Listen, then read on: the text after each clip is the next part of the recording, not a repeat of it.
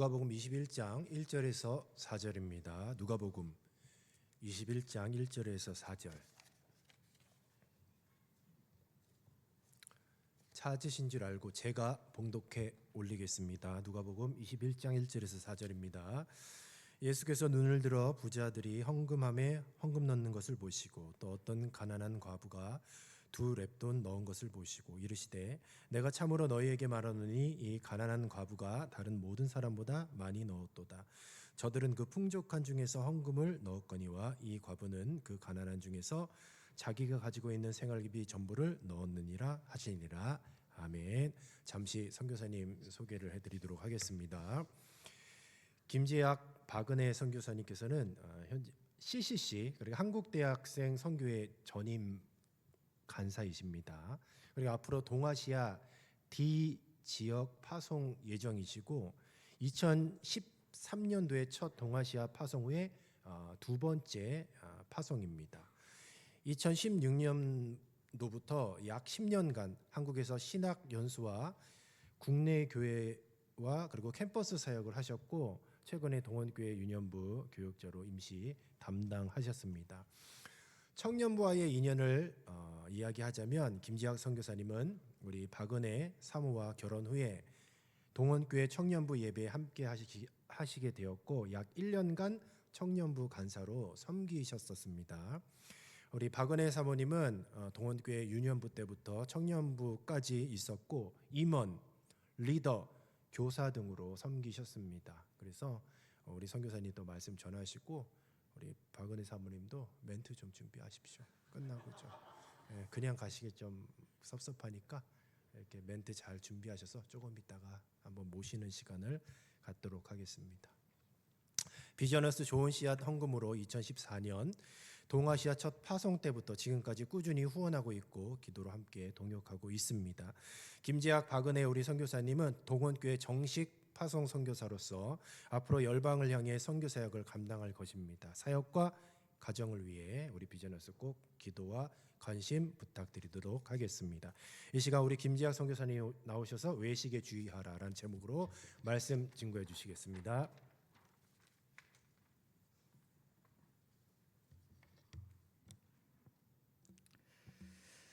네, 청년부들 앞에 설교하기를 정말 고대하고 기다리고 있었습니다. 이제 한국에 들어올 때마다 또 언제 청년부에서 불러주나 항상 생각을 하고 있었고요. 또 이렇게 또 말씀 전할 수 있도록 하나님께서 인도해 주시고 또 배려해 주신 정샘물 목사님께 너무 감사드립니다. 며칠 전에 정샘물 목사님과 함께 만나서 식사 교제를 하면서 조금 더 일찍 우리가 만났더라면 어땠을까라는 생각을 했어요. 마음도 너무 잘 맞고 배울 점도 너무나도 많이 있어서 우리의 관계가 좀 더 일찍이었으면 더 깊은 교제를 할 수 있지 않았을까라는 생각이 듭니다. 나이도 저랑 거의 비슷하더라고요. 나이도 저보다 동생이긴 한데 제가 형이긴 한데 아무튼 정샘물 목사님과 또 좋은 또 앞으로도 계속 좋은 동역 이루어 나갔으면 좋겠습니다. 오늘 말씀의 제목은 외식에 주의하라라는 말씀을 함께 나누고자 해요. 제가 이전에 사역을 돌아보니까 하나님 앞에 너무 죄송한 것들이 있어요. 15년 동안 이제 청년 사역을 계속적으로 해왔습니다. 근데 청년들에게 정말 미안한 마음이 있었어요. 하나님의 말씀 또 신학을 공부하며 더 깊이 하나님 말씀을 묵상하기 전에는 청년들에게 어쩌면 하나님과의 깊은 교제와 회심보다 열심을 강조했던 것 같아요. 돌아보니까 3년에 4년의 대학 생활을 졸업하는 우리 학생들을 보며 그 4년 동안에 열심히 있게 사역하다 그 이후에 정말 지치고 쓰러지고 또 4년 가운데 열심히 했지만 아무것도 남아있지 않는 그 모습을 보며 아파하는 청년들을 보게 되었어요. 제가 그 청년들에게 정말 하나님과 깊이 있는 그런 만남보다 요즘 나의 목적과 수단, 하나님의 나라의 확정이라는 목적이었지만 어쩌면 내가 원하는 부흥, 내가 원하는 목적을 가지고 청년들에게 열심을 선포하지 않았나 많이 반성이 되어지는 것 같아요. 그래서 오늘 말씀은 정말 우리가 청년의 때에 정말 주의해야 할 것이 무엇인가, 무엇보다 외식을 주의해야 함을 말씀을 통해 함께 나누고자 합니다. 오늘 예수님께서 말씀을 보면은 헌금에 대해서 말씀하고 계세요. 우리는 이 말씀을 볼 때 예수님께서 어떠한 대상을 포커스로 잡고 계신지 먼저 살펴보아야 합니다. 대부분 이 말씀을 통해 볼 수 있는 것은 바로 대상은 과부예요. 비록 구차한 중에서 자기가 있는 바 생활비 전부를 넣었던 과부, 우리도 비록 어떠한 상황에 있더라도 주님께 최선으로 드려야 한다는 거예요. 이 말씀 해석도 틀린 것은 아니지만 우리는 먼저 예수님께서 이 말씀을 통해 무엇을 말씀하고 있는지를 먼저 살펴보아야 합니다. 오늘 말씀을 보기 전에 20장 그 전 문맥을 먼저 한번 살펴봤으면 좋겠어요. 전 문맥을 보면은 예수님은 오늘 말씀을 통해 과부의 초점을 맞추기보다 부자의 모습, 외식하는 자들에게 초점을 맞추고 있어요. 20장을 살펴보면 예수님께서는 서기관들과 대제사장 그리고 사두개인들이 외식함으로 예수님께 질문을 해요. 또 예수님은 그 질문에 답함으로써 그들의 외식을 질책하시는 장면을 볼 수 있습니다. 먼저 첫 번째 질문이에요. 20장 20절에서 22절 말씀입니다. 함께 읽도록 하겠습니다. 시작. 이에 그들이 엿보다가 예수를 총독의 다스림과 건세 아래 넘기려 하여 정탐을 보내어 그들로 스스로 의인인 체하며 예수의 말을 책잡게 하니 그들이 물어 이르되 선생님이여 우리가 아노니 당신은 바로 말씀하시고 가르치시며 사람을 외모로 취하지 아니하시고 오직 진리로서 하나님의 도를 가르치시나이다. 우리가 가이사에게 세를 바치는 것이 옳으니까 옳지 아니나이까 하니. 이 질문은 예수님을 넘어뜨리려 하는 위선자들의 관계였어요. 그들이 원하는 대답이 무엇이었습니까? 가이사에게 세를 바치는 것이 옳지 않다라는 대답이었어요. 그 대답을 믿기로 예수님을 고발하기 위함이었습니다. 이유는 예수님께서 이전에 포도원 비유를 통해서 서기관들과 대제사장들의 악함을 지적했기 때문이에요. 9절에서 20장 9절에서 18절 말씀입니다. 말씀의 긴 관계로 제가 빨리 읽도록 하겠습니다. 그가 또 이 비유로 백성에게 말씀하시기 시작하시니라.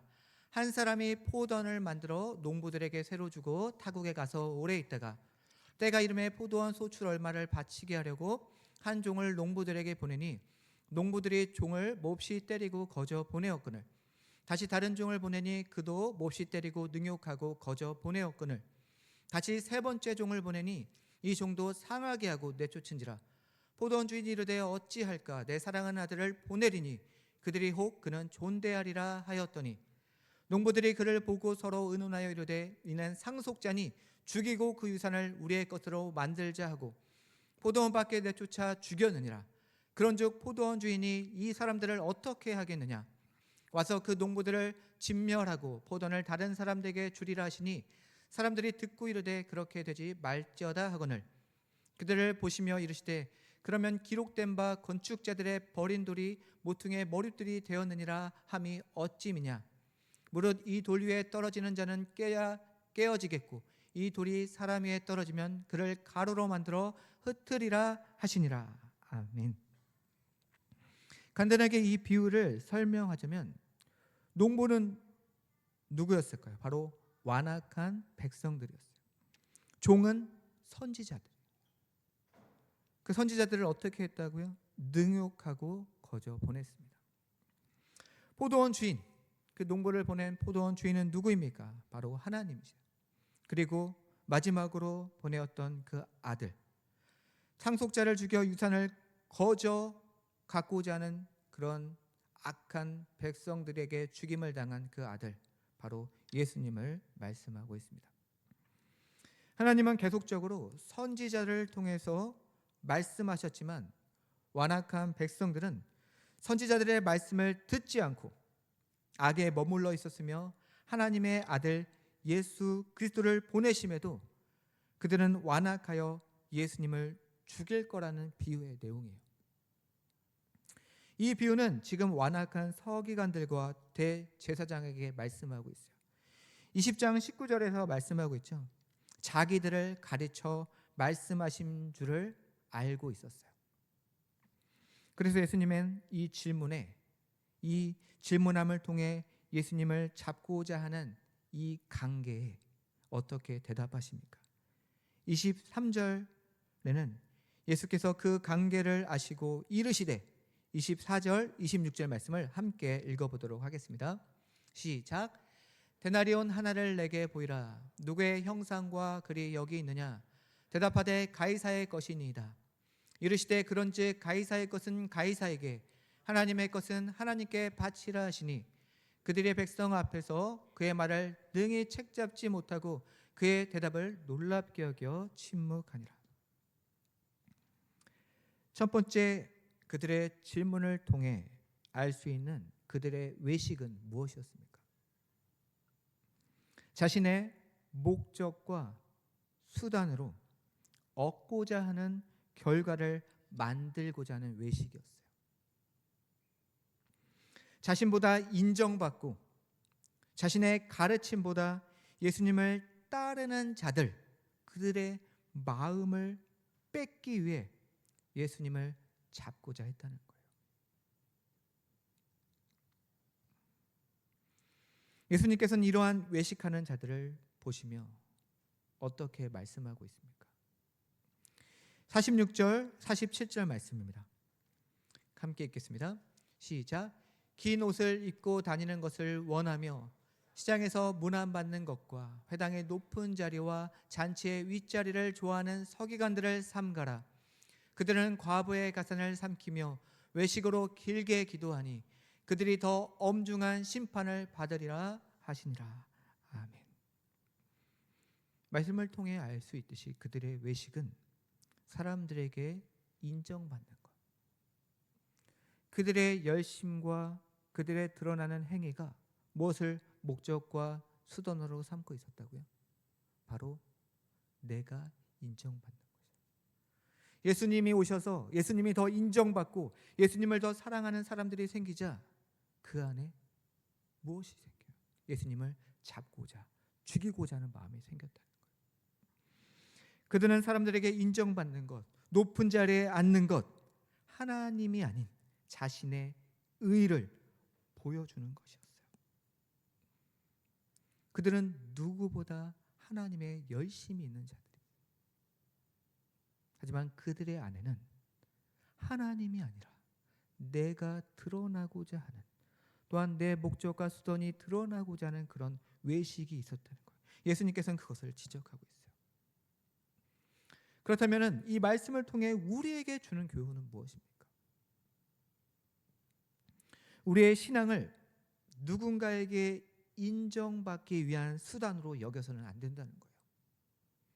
내가 하나님 앞에 열심히 봉사하고 섬기는 그 모든 것들이 사람에게 인정받기 위한 수단이 되면 안 된다는 거예요. 우리의 신앙은 오직 하나님께 영광입니다. 혹시 지금 주의 일을 섬기며 주의 일을 했지만 또 하고 있지만 마음이 공허하거나 남들이 알아주는 것 같지 않고 잘못된 개인의 목적을 갖고 신앙생활을 하고 있다면 다시 한번 내가 가진 외식, 하나님 앞에 아무도 알지 않지만 나와 하나님과의 관계 속에서 내 깊은 내면의 속에서 하나님이 아니 내 영광을 위해 살아가고 있는 그 외식이 무엇인지를 한번 살펴보시기 바랍니다. 두 번째 질문이에요. 두 번째는 사두개인들이 예수님께 질문을 하고 있습니다. 그렇다면 그들은 어떠한 외식을 보여주고 있는지 말씀을 통해 한번 보도록 할게요. 먼저 20장 27절 33절 말씀입니다. 함께 읽도록 하겠습니다. 시작. 부활이 없다고 주장하는 사두개인 중 어떤 이들이 와서 물어 이르되 선생님이여 모세가 우리에게 써주기를 만일 어떤 사람의 형이 아내를 두고 자식이 없다 죽으면 그 동생이 그 아내를 취하여 형을 위하여 상속자를 세울지니라 하였나이다. 그런데 칠형제가 있었는데 마지가 아내를 취하였다가 자식이 없이 죽고 그 둘째와 셋째가 그를 취하고 일곱이 다 그와 같이 자식이 없이 죽고 그 후에 여자도 죽었나이다. 일곱이 다 그를 아내로 취하였으니 부활 때 그 중에 누구의 아내가 되리까? 이 질문을 누가 하고 있죠? 바로 사두개인들이 하고 있어요. 이 질문의 핵심은 사두개인들은 부활이 없다고 믿는 자들이었어요. 부활이 없다고 믿는 자들이 지금 예수님께서 무엇을 질문하고 있는 거예요? 부활에 대해서 질문을 하고 있는 거예요. 부활이 없다고 주장하는 자들의 질문, 바로 부활 후에 이야기를 하고 있다는 거예요. 그들의 질문은 자신들의 주장, 부활이 없다는 그 주장을 옳다고 주장하기 위한 질문이었고 외식의 질문이었어요. 즉 자신들의 주장이 옳다는 것을 보여주기 위함이었다는 거예요. 예수님의 대답은 어떠합니까? 이들의 외식 앞에 예수님은 어떻게 대답합니까? 부활이 무엇인지를 명확하게 말씀해 주고 계세요. 34절부터 38절 말씀입니다. 함께 읽도록 하겠습니다. 시작. 예수께서 이르시되 이 세상의 자녀들은 장가도 가고 시집도 가되 저 세상과 mat 죽은 자 가운데서 부활함을 합당히 여김을 받은 자들은 장가 가고 시집 가는 일이 없으며 그들은 다시 죽을 수도 없나니 이는 천사와 동등이요 부활의 자녀로서 하나님의 자녀임이라. 죽은 자가 살아난다는 것은 모세도 가시나무 떨기에 관한 그래서 주를 아브라함의 하나님이요 이삭의 하나님이요 야곱의 하나님이시라 칭하였으니 하나님은 죽은 자의 하나님이 아니요 살아있는 자의 하나님이시라. 하나님에게는 모든 사람이 살아느니라 하시니. 아멘.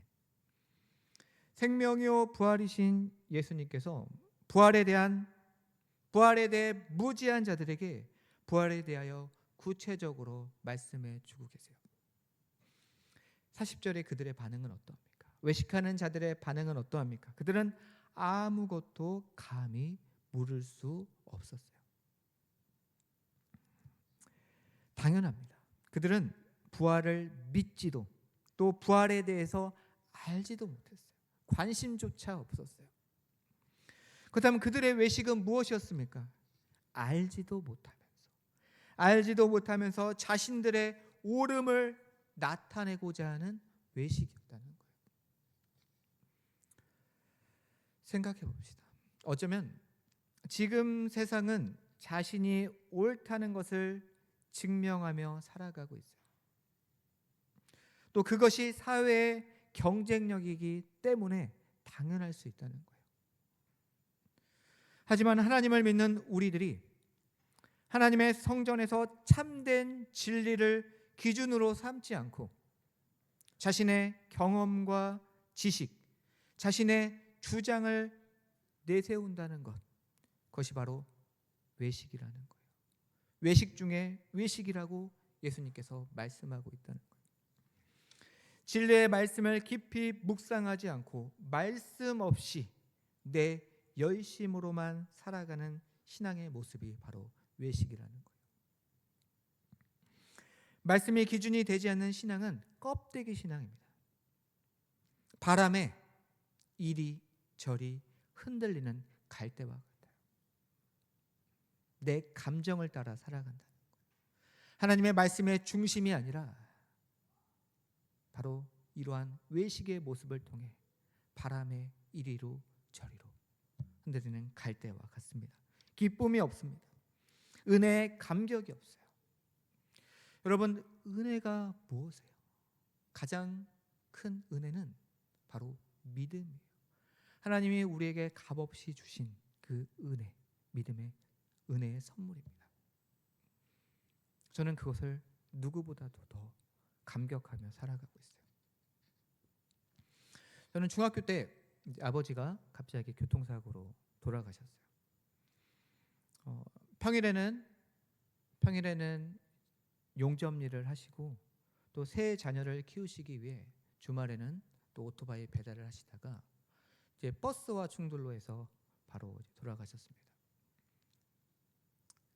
저는 누구나 부모님을 사랑하지만 저도 아버님을 많이 사랑했어요. 하지만 아버지가 그렇게 돌아가시고 저희 어머니가 세 자녀를 키우기 위해 정말 고생을 많이 하셨죠. 그 이후에 제가 또 시간이 지나고 고등학교 2학년 때 처음 이제 교회를 가게 되었습니다. 제가 고3 때 하나님을 믿게 되었는데 교회를 가보니 목사님이 설교를 듣다 보니까 화가 나는 거예요. 구원의 교리를 설명하잖아요. 예수님은 믿으면 천국, 믿지 않으면 지옥. 근데 내가 누구보다 사랑했던 우리 아버지는 하나님을 믿지 않으셨어요. 그래서 저는 이 기독교, 이 교회를 정말 싫어했던 사람 중에 한 명이었어요. 저는 앉아서 말씀을 듣는 것도 누구보다 말씀을 열심히 들었던 이유는 이 말씀이 틀렸다라는 것을 더 확신하기 위함이었다는 거예요. 그런데 말씀을 듣다 보니까 더 확신이 생겨요. 야, 성경은 틀렸구나. 성경은요, 믿음이 없이 이 성경은 옳게 볼 수 없거든요. 근데 그렇게 기독교를 싫어하고 정말 하나님의 말씀을 틀렸다 증명하기 위해 이 말씀을 받던 제가 하나님의 종으로, 사역자로, 선교사로 살아가고 있어요.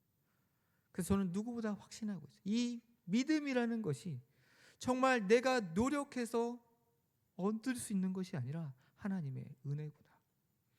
정말 하나님을 믿을 수 없는 자였는데, 하나님을 정말 믿을 수 없고 이 기독교가 정말 싫었던 자였는데 내가 하나님을 믿고 있다는 거예요.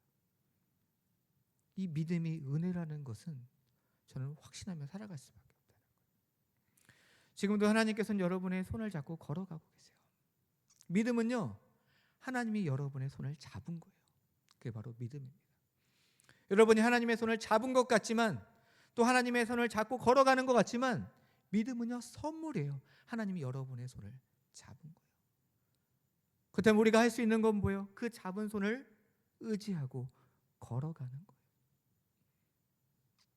하나님의 뜻을 따라 하나님의 진리가 무엇인지를 바로 알고 믿고 그 뜻을 따라 걸어가는 게 신앙생활이라는 거예요. 그 하나님의 은혜를 깨닫지 못하고 자기 열심으로 살아가는 것이 바로 외식이라는 거예요. 하나님의 말씀 없이 내 열심으로 살아가는 모든 것이 외식이라는 거예요. 아무리 찬양을 열심히 하고 아무리 봉사를 열심히 하고 아무리 교회에 열심히 나올지라도 내 안에 그 하나님의 사랑에 대한 깊이와 깨달음이 없이 살아가는 신앙생활은 외식 중에 외식이라고 말씀하고 있다는 거예요. 예수님은 사두개인들의 입을 자신의 진리의 말씀으로 닫아버리십니다. 오늘 말씀 부자의 외식도 마찬가지예요. 그들의 헌금은 자신의 옳음을 나타내고자 하는 헌금이었어요. 헌금뿐만이 아니에요. 우리의 시간, 우리의 노력, 또 내가 가진 것을 드리는 물질 또한 자신의 옳음을 나타내고자 하는 부자들의 외식이었습니다. 더 많이 드리는 자신의 행위가 옳다고 나타내기 위함이었다는 거예요. 자신이 드리고 있는 대상, 즉 하나님이 어떠한 분이신가를 생각하는 것이 아니라 자신이 얼마나 드렸냐에 자신의 초점을 맞추는 외식이었다는 거예요. 처음 말씀할 때 저 스스로 하나님 앞에 정말 부끄러웠어요. 그 외식, 그 열심을 가지고 청년들에게 외치며 사역을 했거든요. 정말 청년들이 그들에게 회심을 강조하고 그들이 하나님을 만나고 그 깊이의 감격을 통해서 살아갈 것들에 대해서 그들을 가르치기보다 내 목적, 수단으로 열심을 강요하고 그렇게 청년들이 살아갔을 때 넘어지고 쓰러지는 그 공허한 마음들을 많이 보았다는 거예요.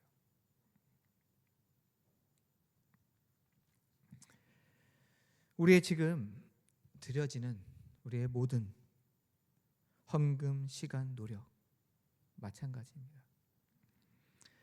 나의 바른 신앙생활을 하고 있음을 보이기 위한 자신의 옳음을 나타내고자 하는 것은 하나님이 기뻐 받으지 않으세요. 형식에 얽매여 자신의 드리고 있는 대상이 누구인지 대하여 알지 못하고 드리는 모든 것, 그것은 하나님께서 기뻐 받으시지 않습니다. 자신의 신앙을 나타내기 위한 형식적으로 드리는 모든 행위는 주님이 기뻐 받으시지 않는다는 거예요. 그렇다면 하나님께서 기뻐 받으시는 헌금은 무엇입니까? 우리의 시간과 노력은 어떠한 것입니까? 오늘 말씀이요. 2절에서 4절 말씀을 함께 읽도록 하겠습니다. 시작. 또 어떤 가난한 과부가 2 렙돈 넘는 것을 보시고 이르시되 내가 참으로 너에게 말하노니 이 가난한 과부가 다른 모든 사람보다 더 많이 넣었도다. 저들은 그 풍족한 중에서 헌금을 넣었거니와 이 과부는 그 가난한 중에서 자기가 가지고 있는 생활비 전부를 넣었느니라 하시니라. 여기서 렙돈은 렙 껍질을 벗기다라는 말에서 유래되었어요.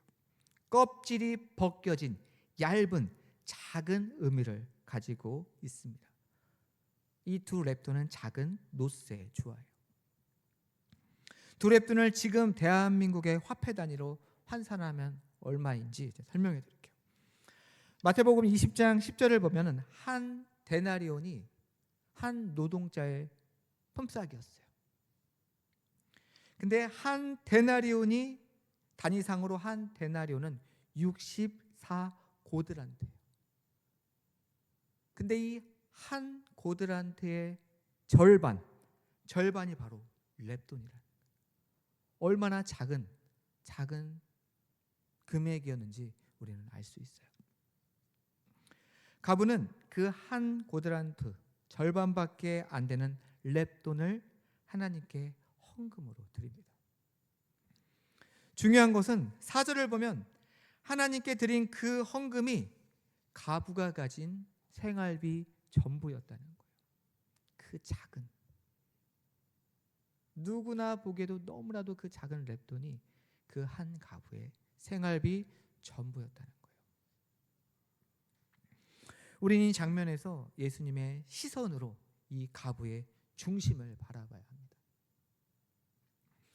주변은 외식하고 있어요. 외식하는 바리새인들, 사두개인들. 하지만 예수님께서는 이 2 렙돈을 드린 과부의 마음의 중심을 보고 계시고 있다는 거예요. 생활비 전부인 이 과부의 삶 전체를 바라보고 계셨을 예수님의 마음을 한번 우리가 생각해 봅시다. 예수님은 우리의 중심을 보고 계신다. 우리의 연약함 속에서도 내가 아무것도 아닌 그런 존재 속에서도 하나님 앞에 중심으로 진심으로 드려지는 그 마음을 살펴보고 계신다는 거예요.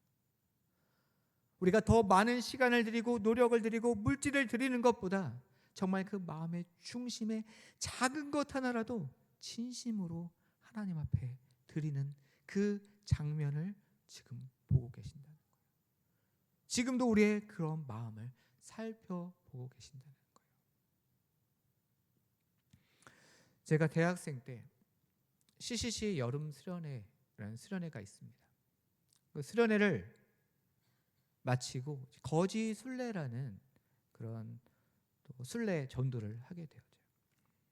거지 순례는 2박 3일 동안 재정을 쓰지 못합니다. 이제 마을을 돌아다니면서 복음을 전하고 가까운 마을에 들어가 또 음식을 얻어먹고 또 잠자리가 없잖아요. 또 근처 교회를 찾아서 또 상황을 설명하고 교회에서 자고 2박 3일 동안 돈을 한 푼도 쓰지 않고 거지 순례를 해요. 근데 신기한 것은 한 끼도 굶지 않을 정도로 하나님께서 채우시는 은혜를 누리게 돼요. 근데 한 번은 제가 이제 냇가가 있더라고요. 보니까 물고기들이 많아 보이는 거예요. 그래서 제가 그때 거지 이제 아빠였는데 거지 아빠였는데 우리 거지 아이들에게 점심은 내가 해결해 주겠다. 그래서 제가 이제 마을에 들어가서 된장이랑 또 이제 어항할 수 있는 그 페트병 잘라서 어항을 만들고 또 이제 장작을 모으고 또 여러 가지 이제 튀김가루를 좀 빌려서 물고기를 많이 잡아서 점심을 해결하고자 이제 어항을 막 설치했어요. 어떻게 됐을까요? 수십 마리가 잡혔어요. 근데 너무 조금해서 먹을 수가 없는. 그래서 내가 무엇인가를 하려고 했을 때 그때 딱 한 끼 굶었어요. 나머지는 하나님께 다 채워주셔서 이렇게 먹었던 기억이 있습니다. 근데 하루는 기타를 들고 노방전도를 하는데 그때 이제 노인정이 있었어요. 이제 나이 많으신 할머니 할아버지들이 모여 있더라고요. 하나님께서 마음을 주시는 거예요. 아, 저분들은 지금 내가 전하는 복음이 마지막일 수 있겠구나 마음이 있었어요. 그래서 복음을 전하려고 기타 하나 메고 우리 소개를 하고 좀 들어가도 되니까 다 문전박대를 하는 거예요. 나가라고. 아이 싫다고 막 나가라고 하는 거예요. 또 여름 수련회 끝나고 또 성령 충만한 상태이지 않습니까? 그래서 바로 그 양로원 옆에서 노인정 옆에서 기타 하나 들고 막 열심히 찬양을 했어요. 햇볕이 뜨겁고 막 그 더운 날 열심히 찬양을 했어요. 제가 안쓰럽게 보였는지 들어오라고 했어요. 아유 들어와서 하라고. 더우니까 들어와서 하라고. 들어가서 복음을 전했어요. 진짜 하나님께서 감동을 주시는 거예요. 이 복음이 누군가에게 마지막 복음일 수 있겠구나라는 이 간절함을 주셨어요. 열심히 복음을 전하고 나오는데 어떤 나이 많은 할머니가 저렇게 딱 부르시는 거예요.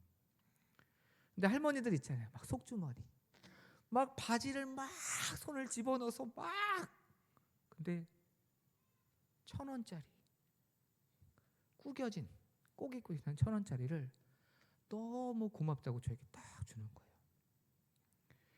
야, 그 1,000원짜리 한 장을 잊을 수가 없어요. 바로 가부의 헌금이 이와 같았을 거라 생각해요.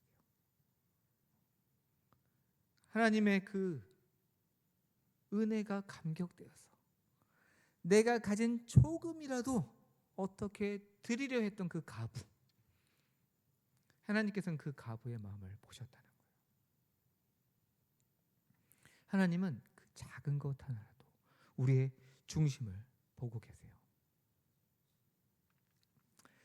사랑하는 청년 여러분, 우리가 들여지는 물질, 시간, 열심히 있는 곳에 하나님은 우리의 마음을 살펴보고 계세요.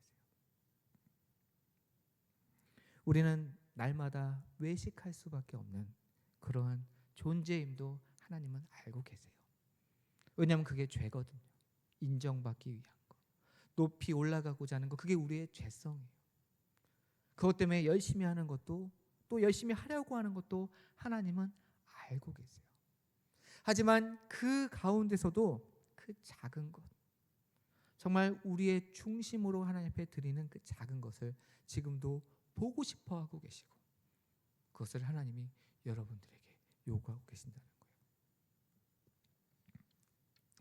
만약 우리가 드리고 있는 모든 것이 습관적으로 드려지고 있다면 자신을 돌아보고 예수 그리스도의 십자가 사랑을, 그 은혜, 정말 믿을 수 없는 우리 죄인들을 믿게 하신 그 하나님의 은혜, 그 사랑을 받은 자로서 그 은혜의 감격과 기쁨으로 말미암아 앞으로 우리가 드리는 모든 것 안에 우리의 삶과 믿음을 담아 드리는 우리 사랑하는 동원교회 청년부 되었으면 좋겠습니다. 기도하겠습니다. 하나님, 지금까지 우리가 드려졌던 모든 것에 우리의 자신의 믿음을 돌아보기를 원합니다. 우리 드려짐 속에 부자의 헌금처럼 외식하는 모습이 있었음을 고백합니다. 하나님, 우리의 연약함을 용서하여 주시고 받으시는 주님이 어떠한 분이신가를 더 깊이 알게 하여 주사 우리가 참된 믿음으로 하나님 앞에 진실된 마음을 드릴 수 있도록 하여 주옵소서. 그리고 날마다 우리의 자신을 살피며 오직 하나님 앞에 드려지는, 하나님이 우리의 모든 것의 주인이심을 고백하는 저희들의 삶이 되게 하여 주옵소서. 감사드리며 예수님의 이름으로 기도드립니다.